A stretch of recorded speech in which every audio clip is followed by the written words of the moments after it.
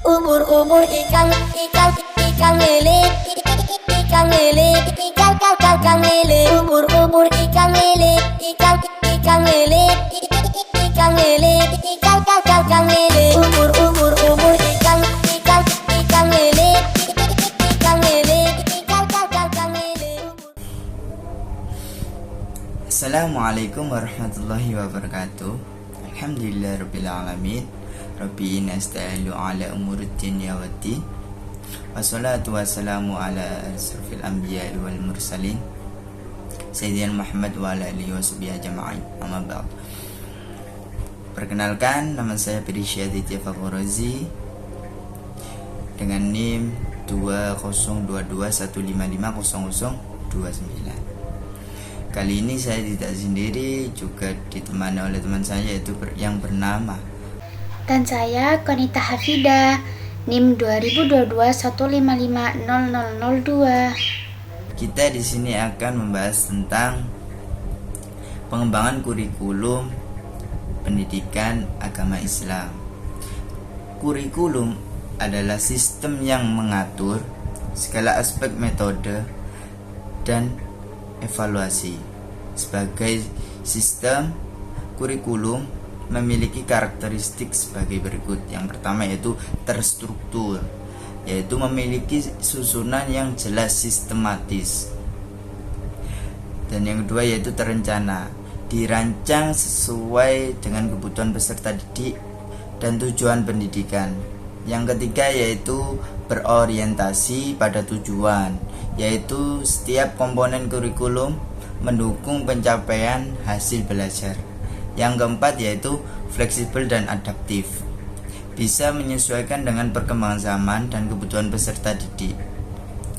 Contoh dalam pendidikan agama Islam, yaitu dalam pendidikan agama Islam, kurikulum tidak hanya menargetkan pemahaman intelektual, tetapi juga pembentukan karakter Islam, yaitu akhlakul karimah.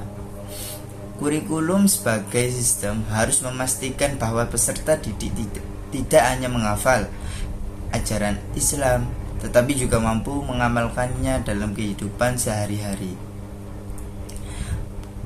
Berikutnya yaitu merinci komponen kurikulum. Kurikulum terdiri dari beberapa komponen utama yang harus dipahami secara mendalam. Berikut adalah 4 komponen utama kurikulum. Yang pertama, tujuan pendidikan. Tujuan adalah arah atau sasaran yang ingin dicapai dalam pembelajaran. Dalam pendidikan agama Islam, tujuan utamanya adalah membentuk peserta didik yang memiliki pemahaman agama yang kuat dan mampu mengaplikasikan dalam kehidupannya. Contoh dalam pendidikan agama Islam yaitu membentuk peserta didik yang mampu membaca Al-Quran dengan baik dan benar serta memahami maknanya. Yang berikutnya yaitu isi atau materi kurikulum. Isi kurikulum adalah materi yang diajarkan dalam proses pembelajaran. Dalam pendidikan agama Islam, isi kurikulum mencakup yang pertama yaitu akidah, tidak lain dengan keimanan kepada Allah, malaikat, kitab, rasul, hari akhir, dan qadar. Yang kedua yaitu ibadah, yaitu tata cara sholat, puasa, zakat, haji, dan ibadah lainnya. Yang ketiga yaitu akhlak, adab terhadap orang tua, teman, dan lingkungan. Yang ketiga yaitu metode pembelajaran. Metode adalah cara yang digunakan dalam menyampaikan materi kepada peserta didik. Beberapa metode dalam pembelajaran pendidikan agama Islam yaitu yang pertama ceramah, menjelaskan konsep agama secara langsung. Yang kedua yaitu diskusi, mengajak siswa untuk berpikir kritis tentang nilai-nilai Islam. Yang berikutnya yaitu demonstrasi, mempraktikkan ibadah secara langsung seperti wudhu dan sholat. Kemudian yaitu storytelling, agar siswa lebih mudah memahami dan menghayati. Yang keempat, evaluasi pembelajaran. Evaluasi digunakan untuk menilai sejauh mana peserta didik memahami dan mengaplikasikan materi yang telah diajarkan, seperti tes tertulis, praktek langsung, dan observasi sikap.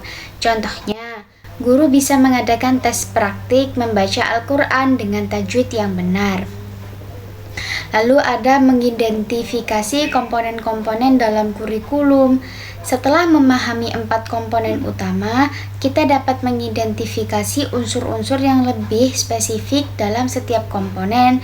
Contohnya, dalam pembelajaran zakat, di mana guru mengajarkan konsepnya, isi atau materi menggunakan metode diskusi dan studi kasus, lalu mengevaluasi dengan tugas analisis tentang zakat dalam kehidupan sehari-hari. Kurikulum bukan hanya kumpulan materi, tetapi sistem yang saling berkaitan. Jika salah satu komponen tidak berjalan dengan baik, maka proses pembelajaran tidak akan efektif. Tujuannya membentuk siswa yang mampu melaksanakan sholat dengan benar. Kesimpulannya, yang pertama, kurikulum adalah sistem yang mengatur proses pendidikan agar terstruktur dan terencana. Yang kedua, komponen utama kurikulum meliputi tujuan, isi atau materi, metode, dan evaluasi. Yang ketiga, setiap komponen memiliki subkomponen yang harus disusun dengan baik agar pembelajarannya efektif. Yang keempat, semua komponen harus saling berkaitan agar tujuan pendidikan tercapai dengan maksimal. Sekian yang bisa kami sampaikan.